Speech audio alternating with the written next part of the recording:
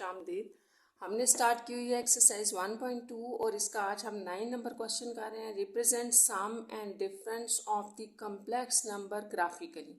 तो आपने इसमें करना ये है कि अब आपने एक कम्प्लेक्स नंबर का सम और डिफरेंस यानी कि उसको ऐड करके जो आपके पास आएगा और डिफरेंस इसको आपने ग्राफ के ऊपर शो करना है। तो ये आपके ना पीछे टॉपिक में सारा एक्सप्लेनेशन इसकी मौजूद है और वहाँ पर ग्राफिकली एडिशन सब्ट्रैक्शन को दिखाया गया, लेकिन हम यहाँ क्वेश्चन करेंगे तो होपफुली आपको सारी एग्जांपल्स भी समझ आ जाएंगी। ठीक है, तो हम इसको स्टार्ट करते हैं। सबसे पहले हमारा जो फर्स्ट पार्ट है इसमें हमें दो कम्प्लेक्स नंबर दिए गए हैं जिनका हमने सम और डिफरेंस को ग्राफ पेपर के ऊपर शो करना है। तो देखिए स्टूडेंट, सबसे पहले तो हम ये करेंगे ना, उनका सम और डिफरेंस फाइंड आउट करेंगे। तो 9 का जो फर्स्ट पार्ट है इसमें आपको जो दो कम्प्लेक्स नंबर दिए गए हैं वो क्या है, 5 + 3 आयोटा है और Z2 जो है वो आपको दिया गया 2 - 3 आयोटा। तो यहाँ पर आपने एक बात याद रखनी है कि जब आपने इनको ग्राफ के ऊपर ड्रॉ करना है ना, तो आपने इनको ऑर्डर पेयर में लिखना है। ऐसे जैसे आपने ये बात याद रखनी है कि आपके पास जो कम्प्लेक्स नंबर होता है ना उसको आप ऐसे लिख रहे होते हैं। तो ये रियल पार्ट जो होता है वो हम एक्स एक्सिस के ऊपर शो करते हैं और जो इमेजिनरी पार्ट होता है ये आपके पास वाई एक्सिस के ऊपर शो होता है। किसी भी कम्प्लेक्स नंबर को लिखने की ये रिप्रेजेंटेशन होती है। ठीक है, तो इसका फर्स्ट पार्ट जो रियल है वो बेसिकली आपकी एक्स की वैल्यू है।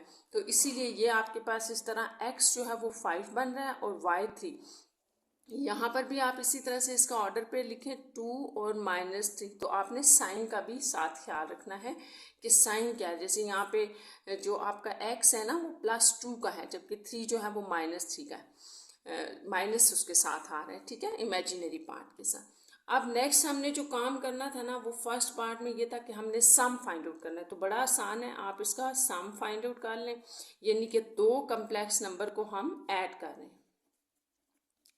तो देखिए हमारे पास क्या रिजल्ट आ रहा है। जब रियल में सॉल्व होगा 5 और +2 7, जबकि ये दोनों आपस में सेम है, साइन डिफरेंट है तो कैंसिल हो जाएंगे। तो फिर इस तरह आप इसको ना पूरा कंप्लीट कम्प्लेक्स नंबर लिखेंगे तो 0 आयोटा लिख देंगे। ठीक है, अब यहाँ पर जो आपके पास ऑर्डर पेयर बनेगा वो 7 और 0 है। तो ग्राफ पे जाने से पहले सबसे पहले मैं आपको ये बता दूं कि आपने ग्राफ के ऊपर ड्रॉ क्या करना है। तो ये आपने याद रखना है पॉइंट। ठीक है, सबसे पहली तो बात ये कि आपने Z1, Z2 और Z1 + Z2 बस ये 3 आपने ड्रॉ करना है। ये आपको क्लियर होना चाहिए कि हमने ड्रॉ क्या क्या करना है। ये कम्प्लेक्स नंबर शो करेंगे हम, फिर Z2 शो करेंगे और फिर इसका सम शो कर देंगे। अब हमारे पास जो ग्राफ पेपर होता है, देखिए हमने उसके ऊपर कैसे इसको ड्रॉ करना। तो ये ग्राफ पेपर है। ठीक है, ग्राफ बनाने के लिए आपने स्टूडेंट सबसे पहले एक बात याद रखनी है कि अगर आप ग्राफ पेपर के ऊपर उसको ड्रॉ कर रहे हैं तो वो भी ठीक है, लेकिन अगर आप प्लेन पेज पे या आपको जो शीट मिली हुई है पेपर्स में उसके ऊपर ड्रॉ कर रहे हैं वो भी ठीक है, लेकिन बेस्ट यही है कि आप शीट के ऊपर कर दिया करें, अलग से ग्राफ पेपर पे मत ड्रॉ किया करें। आप अपने पेज के ऊपर इस तरह से करेंगे, लेकिन इसमें भी आपने एक बात याद रखनी है कि जो डिस्टेंस आप इसके अंदर लेते हैं ना ये सारे सेम होने चाहिए। जैसे मैंने यहाँ 1 सेंटीमीटर का डिस्टेंस लिया तो आप 1 का ले लें, या एक डिस्टेंस 1.5 का ले लें अगर आप थोड़ा सा खुला देखना चाह रहे हैं, तो ये आपके ऊपर डिपेंड करता है। लेकिन ये सारे फिर आपने सेम डिस्टेंस से लेने हैं ताकि आपका ग्राफ जो है वो एग्जैक्ट बन जाए। अब देखिए यहाँ पर मैंने इसके टॉप पे वैल्यूज़ लिख ली हैं जो हमने ड्रॉ करनी है। मैंने आपको बताया था हमने Z1 ड्रॉ करना है, Z2 और फिर Z1 + Z2 ये दोनों ड्रॉ करने हैं। तो सबसे पहले आप Z1 को ड्रॉ कर लें तो ये क्या बनेगा, जैसे आपको यहाँ पे मैंने बताया था ना एक्स एक्सिस है ना, तो ये बेसिकली आपका रियल एक्सिस भी है और यहाँ पे आप इसको इमेजिनरी एक्सिस कह लें या वाई एक्सिस है। ये माइनस में रियल एक्सिस होगा, नेगेटिव वैल्यूज़ होंगी और यहाँ पर आपके पास इमेजिनरी की नेगेटिव जो है वो एक्सिस हैं, वैल्यूज़ होंगी। अगर नेगेटिव आ रही हैं तो आपने इस तरफ देखना है। अच्छा, सबसे पहले जो Z1 की वैल्यू है इसको आपने कैसे लेना है, 5 3 है तो 5 आप इसको देख लें। 5 जैसे यहाँ से हम देख रहे हैं ना 5 यानी कि एक्स एक्सिस पे 5 और वाई पे 3, तो ये आपके पास इस तरह से बनता है। यहाँ मैं भी तो आपको डॉटेड लगा के दिखा रही हूँ, तो ये आपकी ऊपर है कि अगर आप तो इसको ऐसे ही लगा लेते हैं तो भी ठीक है और अगर डॉटेड लगाते हैं तो भी ठीक है। ना भी लगाएं, अगर आपको समझ आ गया कि पॉइंट कहाँ लेना है तो वहाँ ले लें। जैसे ये है तो यहाँ पर आपका ये पॉइंट लोकेट हो रहा है 5 3 वाला, और इसको आपने ओरिजिन के साथ, ये आपका ओरिजिन है जो कि 0 होता है ना, ये वैल्यू आपके पास यहाँ 0 होती है। तो आपने सारे वेक्टर्स, ये जो आपके पास कम्प्लेक्स नंबर्स हैं, ठीक है, इनको यहाँ 0 से मिलाना है। ये आपके Z1 की पोजीशन होगी। तो आपने एक बात याद रखनी है कि यहाँ पर जो आपके पास आ रहा है ना, ये जो कम्प्लेक्स नंबर हैं, ये बिल्कुल वेक्टर्स की तरह ऐड और सब्ट्रैक्ट होते हैं। जैसे आप वेक्टर्स में पढ़ते हो ना, हेड एंड टेल रूल। देखिए, अगर आपको ये याद नहीं है तो मैं थोड़ा सा बता देती हूँ। जैसे आपने किसी ग्राफ में पढ़ा होगा कि अगर आपने इस तरह से एक वेक्टर ड्रॉ किया V1, तो दूसरा इसके आगे होता है V2, और फिर रिजल्टेंट आप यहाँ 0 से ही ले लेते हैं और इसको आप कहते हैं ये रिजल्टेंट वेक्टर है। तो हम बिल्कुल इसी जो है वो थ्योरी के ऊपर इसके काम करेंगे, ठीक है। यही आपकी जो है वो यहाँ पर लगेगा कि जो आपके कम्प्लेक्स नंबर हैं वो वेक्टर्स की तरह बिहेव करेंगे। सबसे पहले तो हम ड्रॉ कर लेते हैं। Z1 आपका आ गया, Z2 देखें कहाँ आ रहा है, ये है 2, यानी कि x एक्सिस पे 2 और y पे -3, तो ये नेगेटिव वैल्यू की तरफ जाएगा। देखिए, x एक्सिस तो हम पॉजिटिव बात करें, लेकिन y की नेगेटिव वैल्यू इस तरफ है, तो ये पॉइंट यहाँ पर तकरीबन आ रहा है, ठीक है। और अगर आप इसको उसी तरह से करना चाहते हैं डॉटेड के साथ तो ऐसे भी कर सकते हैं, लेकिन अगर आपको समझ आ गया ऐसे ही लगा सकते हैं आप। तो जैसे मैंने लगाया था तो आप बेशक लगा लें, ज़रूरी नहीं है कि आप हर दफ़ा ये बनाएं। और इसको आप जब यहाँ बैक पे ओरिजिन पे मिलाएंगे यहाँ, तो ये आपके पास आ गया Z2। अच्छा, अब बात ये हो रही थी, जैसे मैंने आपको बताया था कि ये वेक्टर की तरह सम होंगे या सब्ट्रैक्ट होंगे। तो उसमें तो ये होता है कि एक वेक्टर है, उसी के आगे आपने दूसरा वेक्टर लेना है और फिर आप इनका रिजल्टेंट ले लें। तो ये वेक्टर इस तरफ जा रहा है, ये इधर जा रहा है। अब क्वेश्चन ये है कि इस वेक्टर को हम वहाँ कैसे शिफ्ट करें। तो इस वेक्टर को आपने कैसे शिफ्ट करना है, देखिए ये तो मुझे पता है कि ये वेक्टर यहाँ से स्टार्ट होगा। स्टार्टिंग पॉइंट जो है ना, आपने याद रखना है, ये वेक्टर यहाँ से स्टार्ट होगा। अब वो इस तरफ जा रहा है, इस तरफ जा रहा है, इधर जा रहा है, किस तरफ मूव कर रहा है ये नहीं पता, मतलब उसका एंड पॉइंट मुझे नहीं पता किधर है। तो आप स्टार्टिंग पॉइंट याद रखें। एंड पॉइंट के लिए हिंट ये है कि आप इस पॉइंट से हेल्प लें, रिजल्टेंट से। अभी आपने याद रखना है कि हम ये ड्रॉ नहीं कर रहे, अभी नहीं ड्रॉ कर रहे, थोड़ी देर में करते हैं। अभी हम सिर्फ इसको पॉइंट इसका लेंगे ताकि हमें सेकेंड वेक्टर जो है वो हमारा ऊपर आ जाए। कैसे आएगा देखें, इसको आप इस पॉइंट को ज़रा लोकेट करें, ये कहाँ पे पड़ा है। तो ये है 7 0, इसका मतलब है x एक्सिस के ऊपर 7, तो x एक्सिस के ऊपर 7 तो ये है। अच्छा, आपको यहाँ ये पॉइंट मिल रहा है, लेकिन यहाँ पर y की कोई वैल्यू नहीं है, यानी कि कहीं ऊपर नहीं जाएंगे हम, ना ही नीचे जाएंगे। y की वैल्यू की जगह 0 है, तो इसका मतलब है यहीं पर है। तो आपने यहाँ पर फिलहाल कोई एरो नहीं लगाना, कोई रिजल्टेंट नहीं फाइंड आउट करना, आपने सिर्फ पॉइंट लगाना है। ये वो पॉइंट है जो बात मैंने आपको कही थी, अब आप उसको रिपीट करें। आप देखें, मैंने आपको कहा था जो वेक्टर हम ये Z2 जब तक इसके आगे नहीं लगेगा हम रिजल्टेंट वेक्टर या Z1 + Z2 फाइंड आउट नहीं कर सकते। तो ये मुझे यहाँ लगाना था वेक्टर। इस वेक्टर का स्टार्टिंग तो मुझे मिल गया था, एंड नहीं मिल रहा था, तो एंड इसका ये है। तो इसका मतलब ये है कि Z2 को हमने शिफ्ट कर दिया है यहाँ पर। तो आप इसको इसके साथ मिलाएं, तो ये आपका फिर क्या बना, Z2 बना। अभी हम Z1 + Z2 ड्रॉ नहीं कर रहे, याद रखना। तो ये Z2 मिल गया।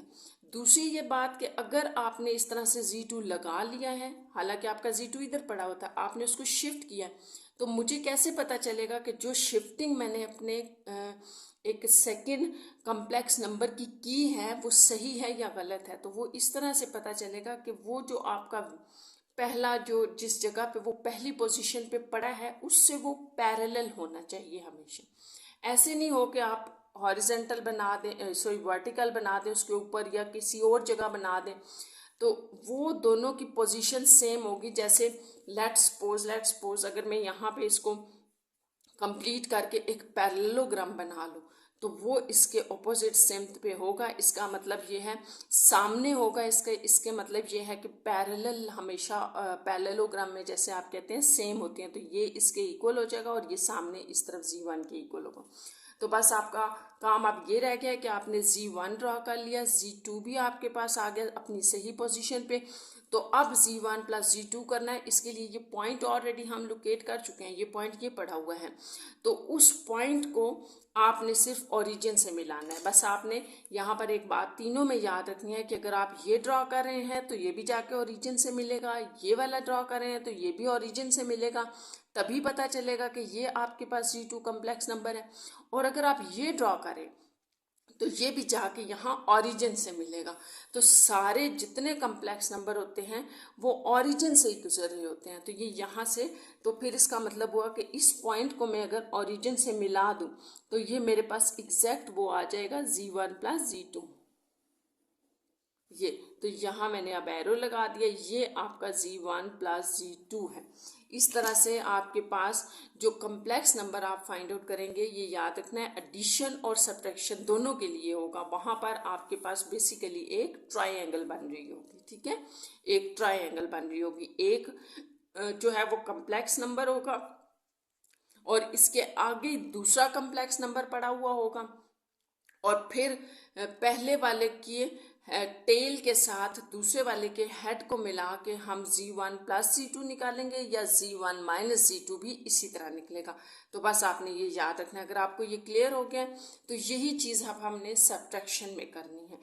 तो ये आपका रिक्वायर्ड जो है वो ग्राफिकल इसकी रिप्रेजेंटेशन थी। तो नेक्स्ट जो मैं आपको बताया थी कि क्वेश्चन नंबर 9 के सेकेंड 9 का फर्स्ट पार्ट हम कर रहे हैं, और इसमें अब हम फर्स्ट पार्ट में ही इसका डिफरेंस चेक कर लेते हैं कि डिफरेंस क्या होता है। तो डिफरेंस के लिए मैं दोबारा यही नंबर लिख रही हूँ, जैसे यही आपके पास था ना, फर्स्ट कम्प्लेक्स नंबर था आपके पास, फिर ये सेकेंड नंबर था।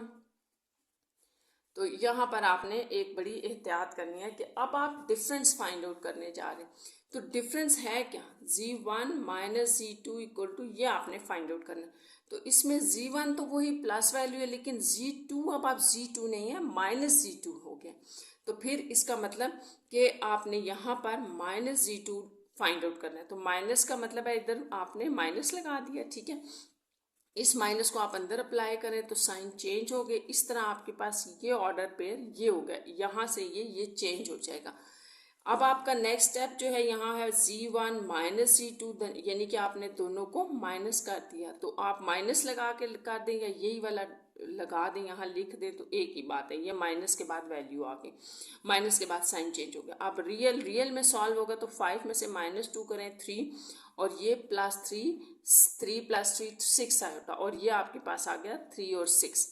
अब यहाँ पर जो आपका इम्पॉर्टेंट काम है वो ये है कि हम ग्राफ की तरफ तो जाएंगे, लेकिन आपको ये पता हो कि ग्राफ के ऊपर हमने अब ड्रॉ क्या करना है।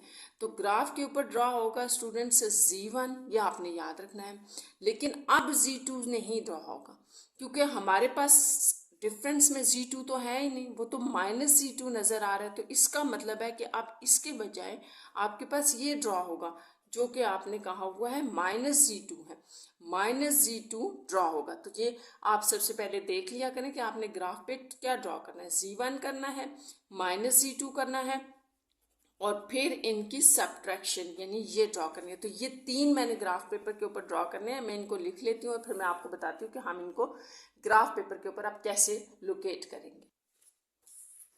अच्छा, अब इसको ग्राफ पेपर पे हम शो करते हैं। देखिए, जैसे मैंने यहाँ पर लिख दी है, हमने क्या किया, Z1 ले लिया, -Z2 ले लिया, और Z1 माइनस Z2 ले लिया। ये हमने सारे ड्रॉ करने हैं। तो चलिए स्टार्ट करते हैं। सबसे पहले Z1 है, जैसे 5 3, तो 5 x एक्सिस के ऊपर 5, y के ऊपर 3, तो ये आ जाएगा आपके पास यहाँ पर पॉइंट। इसको आपने मिला दिया ओरिजिन के साथ, ठीक है, पीछे 0 के साथ इसको आपने ज़रूर मिलाना है। ये यहीं से आपके पास आएगा, सारे जितने भी हैं ना कम्प्लेक्स नंबर वो यहाँ ओरिजिन से ही पास हो रहे हैं, ठीक है। अच्छा, अब Z2 के बजाय हमने क्या लगाना है, -Z2, इसको हमने ड्रॉ करना है -Z2, क्योंकि यहाँ पे हमारे पास -Z2 यूज हो रहा है। तो वो क्या है, -2 3, इसका मतलब x एक्सिस पे -2 वैल्यू है और y पे 3, तो -2 इस तरफ है, जबकि y की पॉजिटिव वैल्यू यहाँ है। तो ये आपके पास आ जाएगा यहाँ पर।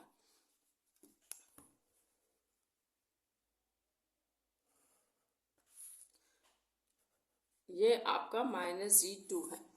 अब यहाँ से आगे जो है ना वो क्वेश्चन वही है कि हमने सब्ट्रैक्शन फाइंड आउट करनी है। सब्ट्रैक्शन उनकी ये बन रही है, तो इसको और इसको तो हम ड्रॉ कर चुके हैं, इसको आप अभी ड्रॉ नहीं करेंगे।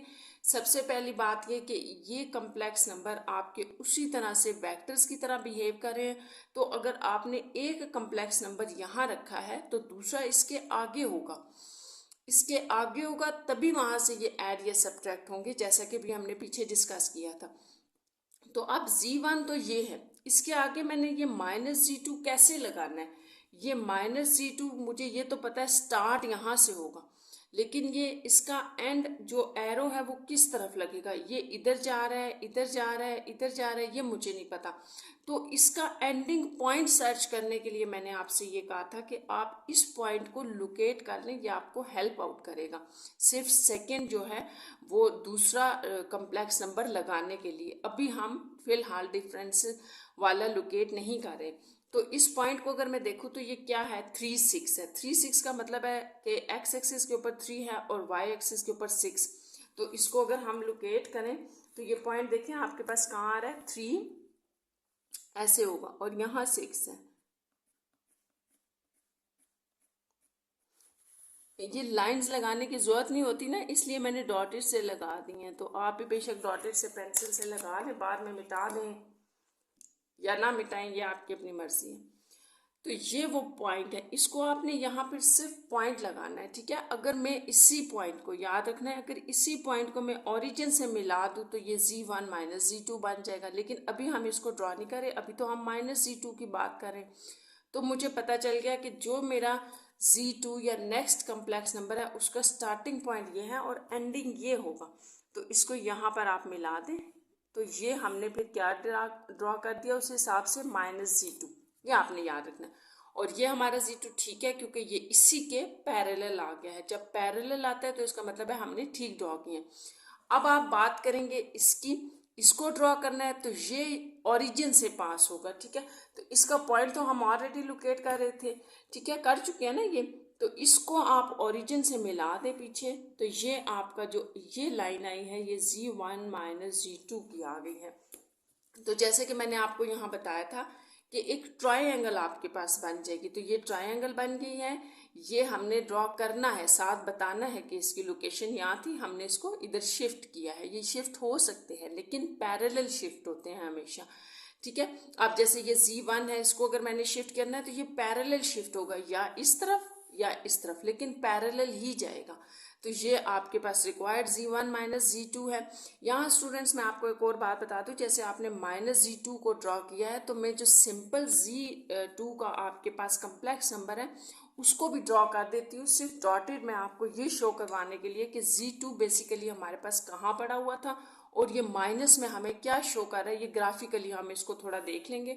तो z2 आपके पास जो है ना सिंपल z2 माइनस के बगैर, तो वो ये था, ठीक है। तो इसको हम ड्रॉ कर लेते हैं कि ये बेसिकली पड़ा हुआ कहाँ है। तो z2 का मतलब था 2 पॉजिटिव वैल्यू और माइनस ये यहाँ पर था।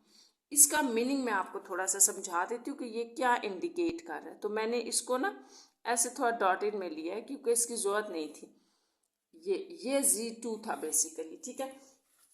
अब आप देखें कि जब भी आप एक वेक्टर लेते हैं या एक कम्प्लेक्स नंबर लेते हैं तो ग्राफ में, अब ये ओरिजिनल कम्प्लेक्स नंबर था, z2 था ना, तो ये आपके पास ओरिजिनल फॉर्म में था, यहाँ से यहाँ तक है ना ये।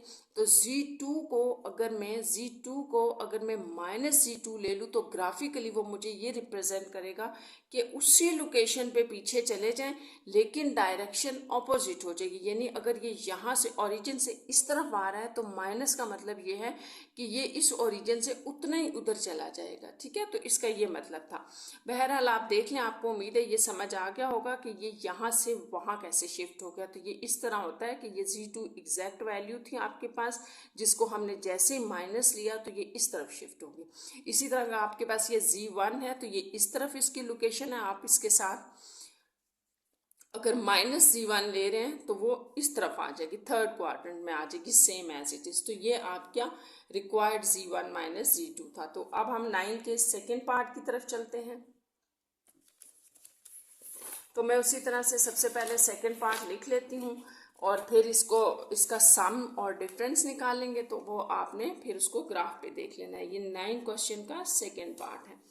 तो 9 क्वेश्चन के सेकेंड पार्ट में जो आपको कम्प्लेक्स नंबर गिवन है वो -3 + 2 आयोटा हो गया, Z2 है 4 + 3 आयोटा। तो इनको साथ ही आप ऑर्डर पेयर में लिख लें, ये माइनस में है तो -3 + 2, जबकि ये दोनों प्लस में है। तो सबसे पहले तो हमने इनमें सम फाइंड आउट करना है।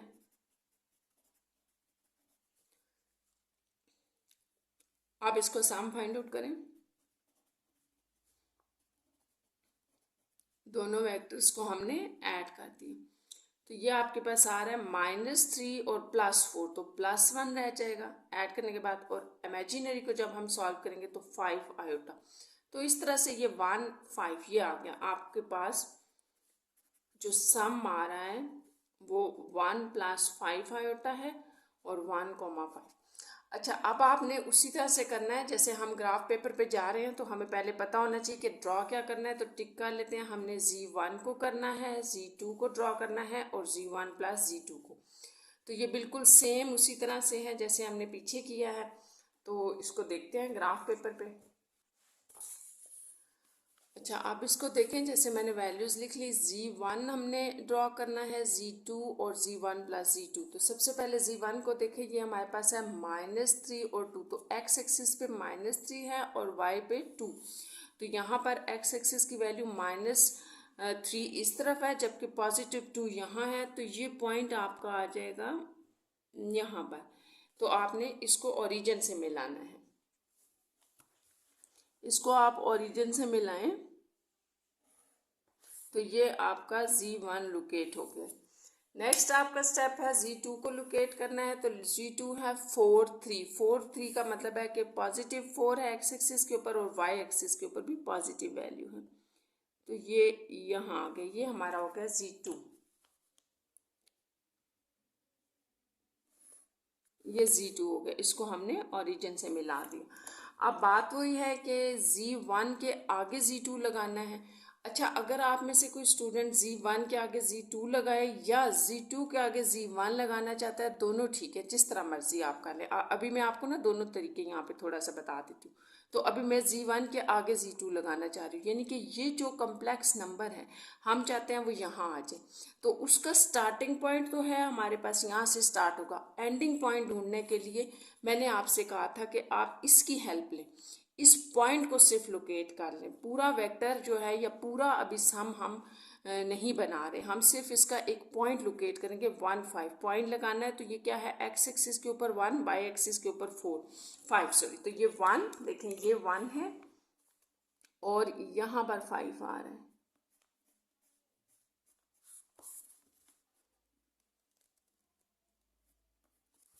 तो ये रहा वो पॉइंट, यहाँ आप बस ये पॉइंट लगा दें। अब मैं आपको यहाँ रिपीट कर रही हूँ कि जब ये पॉइंट आप ओरिजिन से मिलाएंगे तो इसका मतलब आप ये वाला ड्रॉ कर लेंगे, ये वेक्टर या जो इनका रिजल्टेंट वेक्टर बन जाएगा या जो इनका रिजल्टेंट सम बन जाएगा, तो वो लोकेट हो जाएगा। अभी हम इसकी बात नहीं कर रहे हैं, हम Z2 की बात कर रहे हैं। हमें ये नहीं पता था कि अगर स्टार्ट Z2 यहाँ से होगा तो वो एंड कहाँ पर होगा, तो उसके लिए हमें इसकी हेल्प लेनी पड़ेगी। अब हमें पता चल गया कि वो एंड यहाँ पर होगा। तो ये हमने लगा दिया Z2। ये आपका Z2 है और ये ठीक है। ये कैसे पता चलेगा, ये भी मैंने आपको बताया है कि ये इसके पैरेलल होगा। देखिए, ये जो एग्जैक्ट हमने या ओरिजिनल वैल्यू लगाई थी वो ये थी, और इसको हम शिफ्ट कर रहे हैं। अगर हमने शिफ्ट करना है तो ये सिर्फ पैरेलल शिफ्ट होता है, यानी कि यूं जा सकता है या यूं जा सकता है। इसको आप घुमा के ऐसे नहीं ला सकते। तो ये आपके पास वहाँ शिफ्ट हो गया।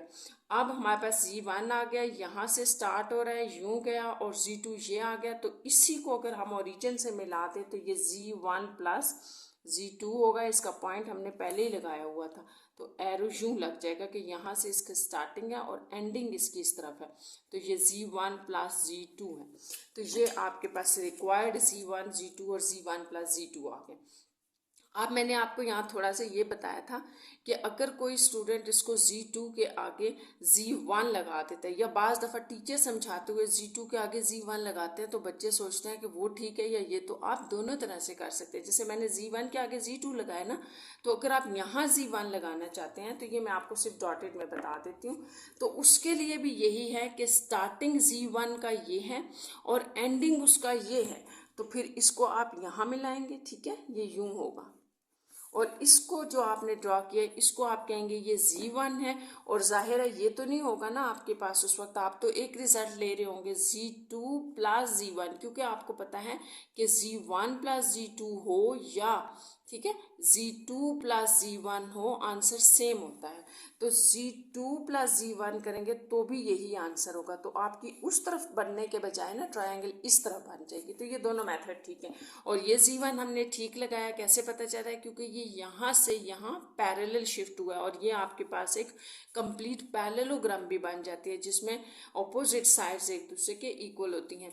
तो यहाँ पर ये हमारा सम का जो है वो ग्राफ कंप्लीट हो गया। अब हम इसके डिफरेंस की तरफ चलेंगे। तो इसी पार्ट का जो आपने स्टूडेंट्स डिफरेंस फाइंड आउट करना है ना, तो पहले हम इसको यहाँ सॉल्व कर लेते हैं। यानी कि Z1 माइनस Z2 अब हम फाइंड आउट करने जा रहे हैं। तो Z1 तो आपके पास वही है, ये आ गया, जिसको आपने -3 2 लिखा हुआ है। तो Z2 जो था वो आपके पास 4 + 3 आया होता था। तो मैंने आपसे क्या कहा था कि अब आपने Z2 के बजाय -Z2 ड्रॉ करना है, क्योंकि हमारे पास रिक्वायरमेंट में -Z2 है। तो माइनस लगा दें इसके बाहर, तो दोनों के साइन चेंज हो गए, बाहर आप माइनस लगाएंगे तो इस तरह ये आपके पास -4 -3 आ जाएगा। तो फिर आपने ड्रॉ क्या करना है ग्राफ के ऊपर, एक Z1 एक -Z2 और एक Z1 -Z2 का सोल्यूशन। तो अभी हम इनको सॉल्व कर लेते हैं। अब रियल को रियल में ज़रा सॉल्व करें। -3 -4 -7, इमेजिनरी को इमेजिनरी में, तो माइनस आयोटा बच जाएगा, क्योंकि 2 में से -3 हो जाएगा तो एक आयोटा बच जाएगा। तो इस तरह से यहाँ से आपके पास जो आएगा वो -7 -1 है, क्योंकि आयोटा के साथ आप -1 सपोज कर रहे हैं ये। तो ये ड्रॉ करना है आपने, ठीक है। तो ये तीनों हम जो हैं आप इसको ग्राफ पेपर के ऊपर देखते हैं। अच्छा, ग्राफ पे देखें, ये 3 वैल्यूज़ हमने लिखी हैं। Z1 आपके पास ये है, Z-Z2 लिया है, यहाँ पे हम Z2 नहीं लेंगे, और Z1 -Z2 ये आ जाएगा, ठीक है। तो इन तीनों को हम ड्रॉ करते हैं। जैसे सबसे पहली वैल्यू तो आपकी Z1 जो है ना वो है -3 2, यानी कि x एक्सिस की वैल्यू -3 है और y पर 2 है। तो -3 और y पॉजिटिव 2, तो ये पॉइंट आपके पास यहाँ आ जाएगा। इसको आप यहाँ पर ऐसे मिला दें ओरिजिन से, तो ये क्या हो गया, ये आपका Z1 है। आप Z-Z2 देखें कहाँ पर है, तो -Z2 -4 -3 है, दोनों नेगेटिव हैं। तो -3 -4 वाई एक्सिस के ऊपर और -3 वाई एक्सिस के ऊपर है। तो ये यहाँ आ जाएगा ये पॉइंट। तो इसको आप मिला दें इस ओरिजिन से, तो ये आपके पास -Z2 हो जाएगा, -Z2। तो अब जैसे मैंने आपको बताया था कि इसकी सही लोकेशन इस तरफ थी, तो हमने नेगेटिव लेके इस तरफ ले ली। आप बेशक वो शो ना करें। अब हमारा क्वेश्चन ये है कि हम इनको सब्ट्रैक्ट कर रहे हैं, तो भी इनका रूल तो वही है कि आप एक वेक्टर के आगे दूसरा वेक्टर लगाएंगे। यानी कि ये Z1 है, लेकिन मुझे ये जो -Z2 है वो इसके आगे लगाना पड़ेगा। तो वो हम कैसे लगाएंगे? अब हमें ये पता है कि -Z2 अगर हमने यहाँ रखना है तो स्टार्टिंग पॉइंट तो उसका यही होगा। एंडिंग पॉइंट के लिए हम इसकी हेल्प लेंगे, ठीक है। ये लगा लेंगे तो हमें पता चल जाएगा कि यहाँ पर वो एंड हो रहा है। तो इससे फिर इस पॉइंट को आपने शो करना है कि ये कहाँ है। तो -7 -1 का मतलब है कि x एक्सिस के ऊपर -7 है और y एक्सिस के ऊपर -1। तो यहाँ पर इसको लगा लेते हैं। ये मैंने यहाँ पर 6 तक लिखा हुआ है, ये 5 तक लिखा है, तो आप इसको थोड़ा सा और बढ़ा दें। ये आपके पास यहाँ -7 आ रहा है, ठीक है। तो अब आपने इसको लगा लेना। ये -7 x एक्सिस के ऊपर है और y एक्सिस के ऊपर आपका -1 था, तो इसका मतलब ये है। तो ये पॉइंट आपके पास कुछ इस तरह से बनेगा। सॉरी, ऊपर नहीं नीचे होगा, क्योंकि -1 इस तरफ था, ठीक है, यहाँ पर। तो एक मिनट में इसको थोड़ा सा ना वो इसको मैंने थोड़ा रेस कर दिया क्योंकि वो लिखा हुआ आपको जो है वो ये माइनस रियल एक्सिस है, ऊपर लिख देते हैं, ठीक है। अब आपने देखे इसको कैसे ड्रॉ करना है कि ये -1 है, इसको 7 तक हमने लेके आना है। तो उसके लिए मैंने यहाँ पे इस तरह से डॉटेड लगा दिए ताकि आपको पता चल जाए। और ये वाला पॉइंट जो है वो यहाँ ले आए। तो ये वो पॉइंट है जो आपसे कहा गया है फाइंड आउट करने को। यहाँ पर बेसिकली सॉरी आपने अपने -z2 की एंडिंग करनी है। जैसे हम यहाँ बात कर रहे थे कि स्टार्टिंग तो हम कर क्या रहे हैं कि इस -z2 को हमने इसके z1 के आगे शिफ्ट करना है, तभी सम और सब्ट्रैक्शन हो सकती हैं, क्योंकि ये बिल्कुल वेक्टर्स की तरह बिहेव कर रहे हैं। एक के आगे दूसरा होगा तभी सम और सब्ट्रैक्शन होगी। तो यहाँ पर हम -z2 जो हमने यहाँ लोकेट किया इसको हमने यहाँ शिफ्ट करना है। इसका स्टार्टिंग पॉइंट ये है और एंडिंग के लिए हमने इसको लिया है, लोकेट किया है, ठीक है। और उस पर हमें पता चल गया कि इस पॉइंट पे इसकी एंडिंग होगी। तो ये आपने ऐसे लगा दिया, ठीक है। तो ये जो आपने लगाया इसका मतलब ये -z2 है और ये करेक्ट है। कैसे पता चल रहा है? क्योंकि ये इसके पैरेलल आ गया है। अब आप ये जो पॉइंट आपने लिया हुआ था z1 -z2 का, इसको जब आप ओरिजिन से मिला देंगे तो वो आपका होगा z1 -z2। ये इस तरह ये वाली जो आपने लाइन बनाई है ये z1 -z2 है। तो इस तरह ये इनकी जो है वो होगी रिप्रेजेंटेशन z1 -z2, और इनको जब आप ऐड करेंगे तो वो z1 -z2 होगा। तो ये इसका रिजल्ट होगा। यहाँ पर यह आपका क्वेश्चन नंबर 9 का सेकेंड पार्ट कंप्लीट हो गया है। Present product of the complex number graphically. तो इनको और डिवीजन वालों को लोकेट करना आसान है, आपने बस एडिशन और सब्ट्रैक्शन में थोड़ा ख्याल रखना है, ये आसान हो जाएगा। Represent product of the complex number graphically, तो अब आपको ये जो दो कम्प्लेक्स नंबर दिए गए हैं इनकी प्रोडक्ट को आपने ग्राफिकली शो करना है। तो इसके लिए हम उसी तरह से पहले प्रोडक्ट फाइंड आउट कर लेते हैं। 10 क्वेश्चन का फर्स्ट पार्ट है। आपको यहाँ पर दो कम्प्लेक्स नंबर दिए गए हैं z1 और z2। अब आप इनकी प्रोडक्ट कैसे निकालते हैं? दोनों को मल्टीप्लाई कर दें।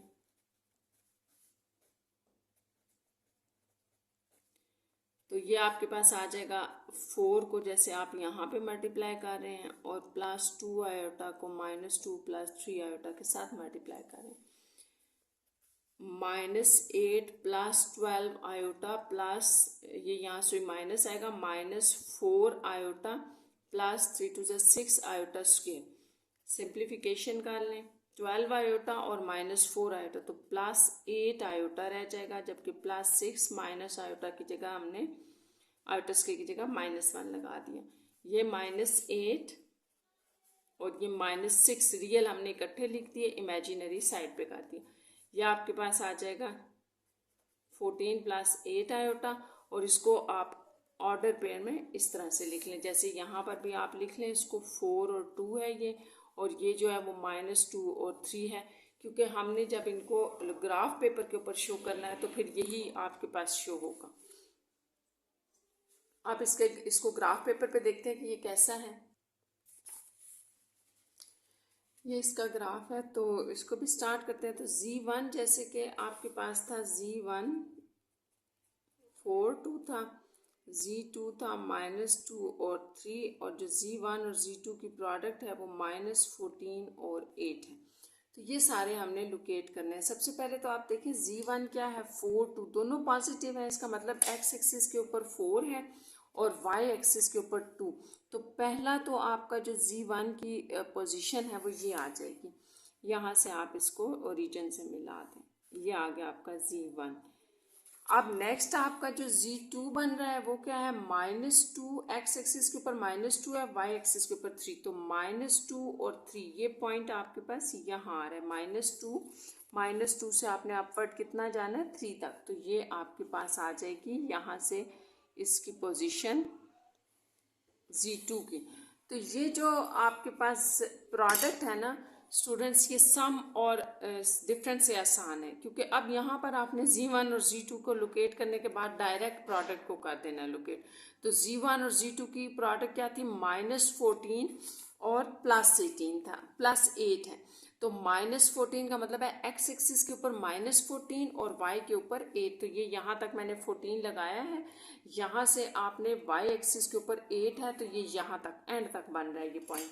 तो ये आप इस तरह से इसको कर लें कि यहाँ से करना, अगर हम इसको यहाँ से लें और कहाँ तक लेना है, ये इस तरफ से आपने 8 तक लेना है। ये आपका 8 है।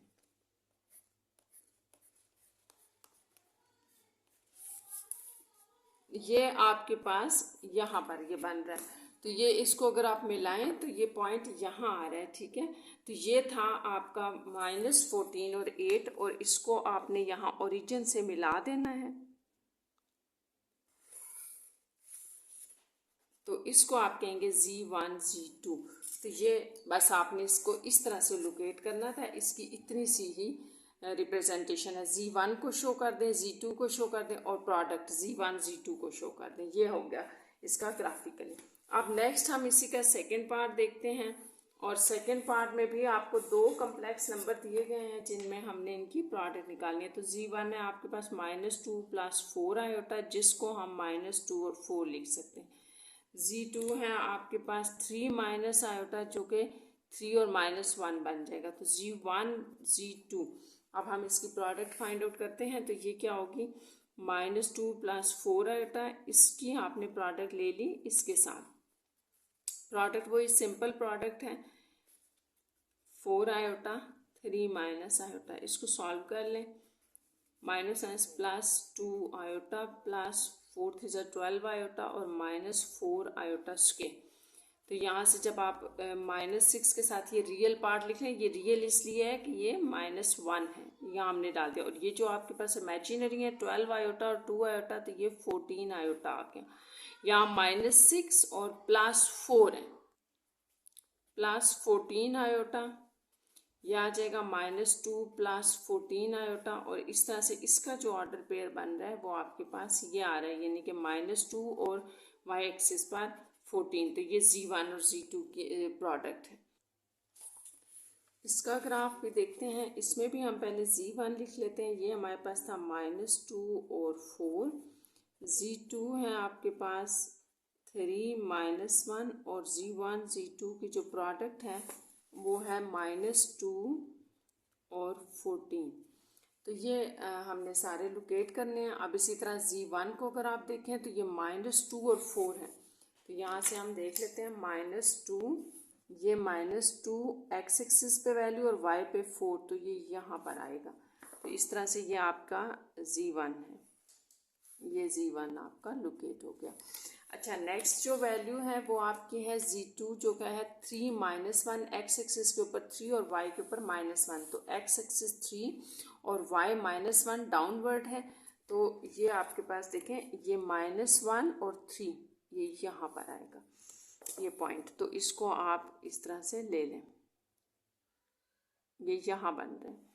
तो ये आपके पास आ गया Z2। अब जो नेक्स्ट आपका काम है Z1 और Z2 को लोकेट करने के बाद, वो Z1 प्रोडक्ट Z2 है, तो वो है -2 14। तो इसका मतलब है x एक्सिस के ऊपर आपने -2 वैल्यू देखनी है, जबकि y एक्सिस के ऊपर 14 होगी। तो x एक्सिस के ऊपर -2 तो ये है, ये वैल्यू तो हमने ले ली, लेकिन y की जो 14 है वो अपवर्ड होगी क्योंकि पॉजिटिव वैल्यू है। तो ये यहाँ से यहाँ पर आ जाएगा ये पॉइंट यहाँ।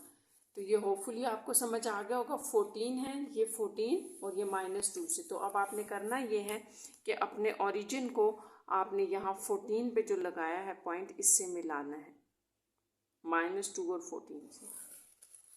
तो ये लोकेशन जो है वो आपकी ग्राफिकली Z1 Z2 की लोकेशन है। तो बस ये यहीं पर ख़त्म हो जाएगा, ठीक है। ये आपका यहाँ पे कंप्लीट हो जाएगा। अब हम नेक्स्ट पार्ट की तरफ चलते हैं, जो कि है आपका क्वेश्चन नंबर 11। तो क्वेश्चन नंबर 11 को देखें। ये भी बिल्कुल ना आपकी डिवीजन की, मल्टीप्लिकेशन की तरह होगी डिवीजन। जैसे represent Z1 divided by Z2 graphically. तो आपको यहाँ 2 कम्प्लेक्स नंबर दिए गए हैं। तो सबसे पहले तो हम उसकी डिवीजन फाइंड आउट करेंगे, फिर वही हम प्रोसीजर करेंगे जो हमने प्रोडक्ट में किया है, यानी कि पहले Z1 और Z2 को लोकेट करेंगे, फिर हम उनकी डिवीजन को लोकेट कर लेंगे। तो ये आपके पास बनेगा 6 - 4, क्योंकि पॉजिटिव 6 है और y की वैल्यू नेगेटिव है। अच्छा, Z2 जो है वो आपके पास सिर्फ 3 है, तो आप इसके साथ बेशक ये 0 आयोटा ऐड कर लें, इससे आपको पता चल जाएगा कि y एक्सिस के ऊपर वैल्यू 0 थी। अब जो आपने फाइंड आउट करना है वो Z1 डिवाइडेड बाय Z2 है। तो Z1 डिवाइडेड बाय Z2 को जब हम लिखते हैं ऐसे करके तो ये बनता है। तो इसको आपने एक कम्प्लेक्स नंबर में शो करना है। तो कम्प्लेक्स नंबर में शो करने के लिए ये 3 आप इंडिविजुअली डिवाइड करें, तो ये आपके पास आ जाएगा 2 - 4/3 आयोटा। तो इस तरह से ये आपके पास 2, ये माइनस है, तो -4/3 बन रहा है। और ये जो 4/3 है इसको 1.33 भी आप कह सकते हैं। ठीक है, लोकेट करने के लिए तो हमें ये पॉइंट में वैल्यू देखनी होगी। तो ये सारी वैल्यूज़ हैं जो कि Z1, Z2 और फिर ये Z1 डिवाइडेड बाय Z2 की है। ये अब सारी हम ग्राफ के ऊपर देखते हैं कि ये कैसे हम लोकेट। अब यहाँ पर हम इसको ड्रॉ करते हैं, जिसके लिए हम Z1 लिख लेते हैं। ये 6 - 4 था। Z2 आपके पास 3 और 0 है, और Z1 डिवाइडेड बाय Z2 जो है वो हमारे पास था 2 - 4/3, या आप इसको 1.33 कर लें, हमने यही वैल्यू लेनी है। अच्छा, अब हमने Z1 लोकेट करना है, तो x एक्सिस पे 6 और y एक्सिस पर -4, तो वो वैल्यू देख लेते हैं। x एक्सिस पर 6 है, जबकि y एक्सिस की वैल्यू जो है ना वो -4 है। तो इसका मतलब है कि आपने डिवीजन वाली साइड पे जाना है, नीचे वाली साइड पे जाना है, नेगेटिव वाली साइड पे। तो ये -4 और ये 6, तो यहाँ पर आपका जो है वो Z1 लोकेट होगा। तो Z1 के लिए हमने यहाँ लाइन लगा दी ओरिजिन से, ये आ गया आपका Z1। माइनस वैल्यू थी हमारे पास y की, तो हमने डाउनवर्ड इसको लगा लिया। अब नेक्स्ट हमारे पास है Z2, तो वो 3 और 0 है, यानी कि x एक्सिस की 3 वैल्यू है और y की 0। तो ये 3 पॉजिटिव है, तो y पर कोई वैल्यू नहीं है। इसका मतलब यहीं पर आपका Z2 ड्रॉ हो जाएगा, इसी लाइन के ऊपर, क्योंकि हमारा जो x एक्सिस की वैल्यू है वो 3 है और y की जो है वो 0 थी, तो ये यहीं पर आ गया। अब जैसे आपने प्रोडक्ट के लिए किया है ना सिंपल, वो आपने Z1 और Z2 की प्रोडक्ट को ड्रॉ कर दिया था, तो यहाँ पर भी हमने सेम उसी तरह से Z1 डिवाइडेड बाय Z2 की वैल्यू जो है वो ड्रॉ कर देनी है। जैसे 2 है, 2 पॉजिटिव है और वैल्यू जो है वो -1.33 है, ये y एक्सिस की वैल्यू। तो +2 ये है आपके पास x एक्सिस के ऊपर, और नेगेटिव वैल्यू 1.33 है ना, तो -1.33। तो 1 से 1.5 आपके पास हाफ तक होता है ना, तो बस आपने हाफ से थोड़ा सा पीछे रहना है, क्योंकि ये 1.3 वैल्यू है, दूसरा नेगेटिव में है, तो वो यहाँ आ जाएगी। तो ये यहाँ पर वैल्यू होगी। आप ना इसको यूँ भी कर सकते हैं, जैसे देखें आप इधर से, यहाँ से ये मैंने ना हाफ से थोड़ा सा पीछे से डॉटेड ले लें इधर, और 2 तक ले लें, ये 2, क्योंकि 2 तक था, तो ये वो पॉइंट आपका बन रहा है जो कि डिवीजन शो कर रही है। तो इसको आप जो है वो इस तरह से कर लें कि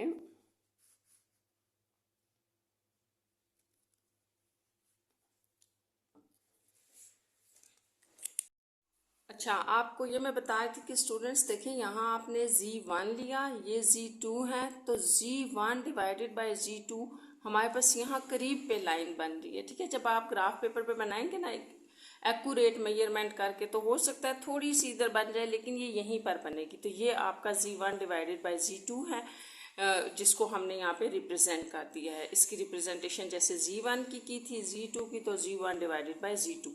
अच्छा, अब हम इसका नेक्स्ट पार्ट कर लेते हैं, जो कि है क्वेश्चन नंबर 11 का सेकेंड पार्ट। ठीक है, अब इसमें आपको क्या गिवन है, यहाँ आपके पास जो Z1 है वो -4 - 6 आयोटा, और Z2 जो है वो 1 + आयोटा है।